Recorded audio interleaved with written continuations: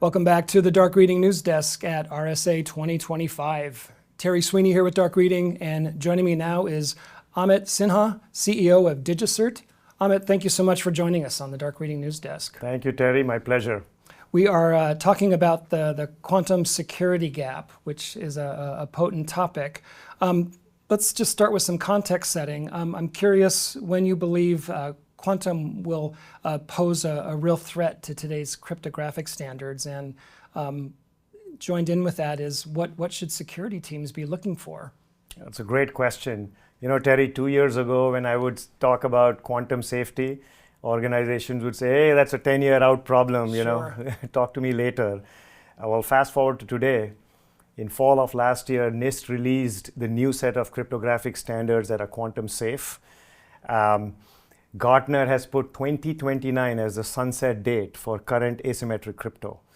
You couple that with what's happening in the industry. Earlier this year, all the major hyperscalers, Microsoft, Amazon, Google, they all announced their faster, better versions of their quantum chips.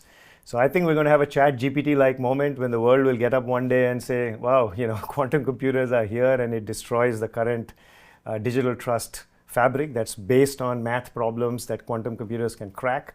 So, short answer is Gartner says 2029, but the time to start preparing is now, because this is a once in a 30-year upgrade cycle, right? It touches everything that we currently know about from an authentication encryption perspective. So the time to start acting is now. Standards are available, and leaders are starting to put dates on it. Of course. Conversations about quantum always have a very futuristic flavor to them. So is 2029, in fact, the date we're all pointing toward at this point?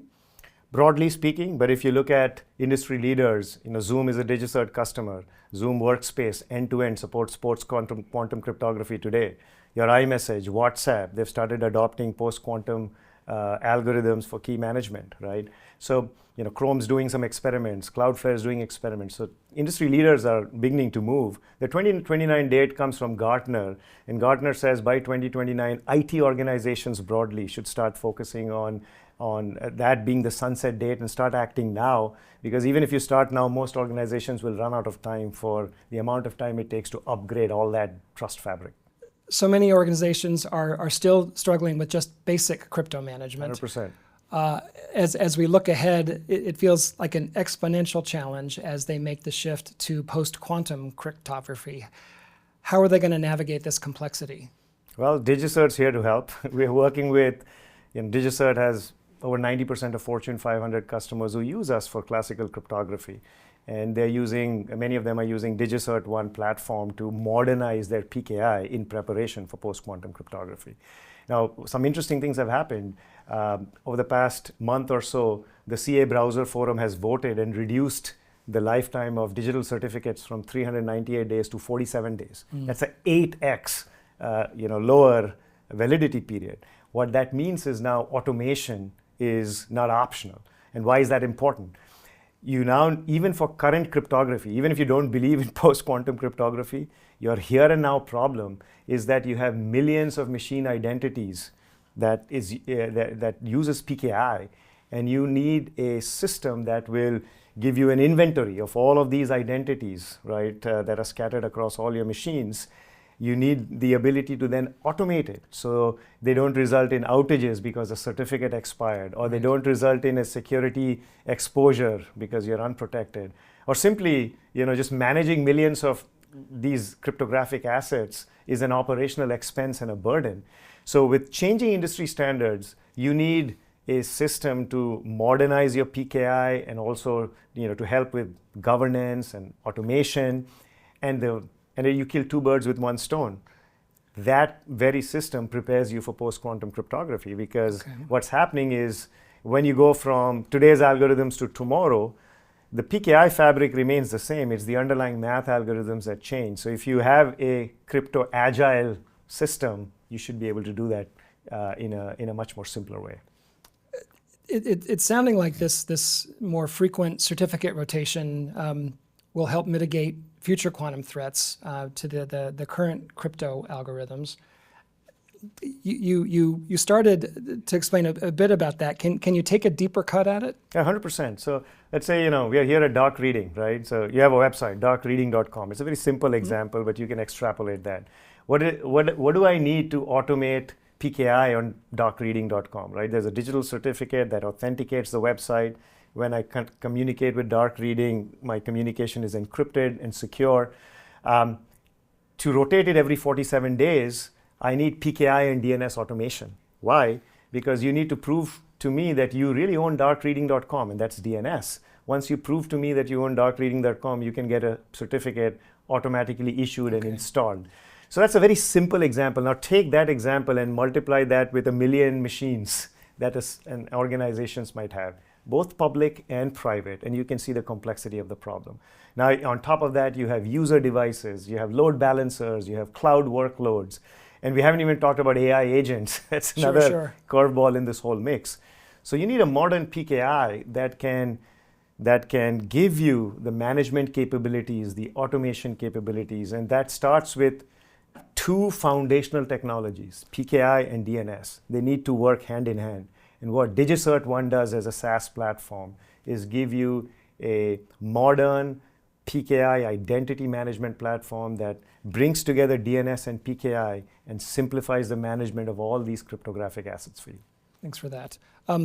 So as organizations start to think about this transition, should they view this 47-day certificate change as a chance to build in the automation and agility that it will take to combine PKI and DNS? 100%. So automated. I think what Apple did with its ballot was really, introduce a catalyst for the industry to start thinking about the fact that automation is no longer optional, right? When you get down to 47 days, you can't have humans with spreadsheets running around trying to do this stuff anymore, right?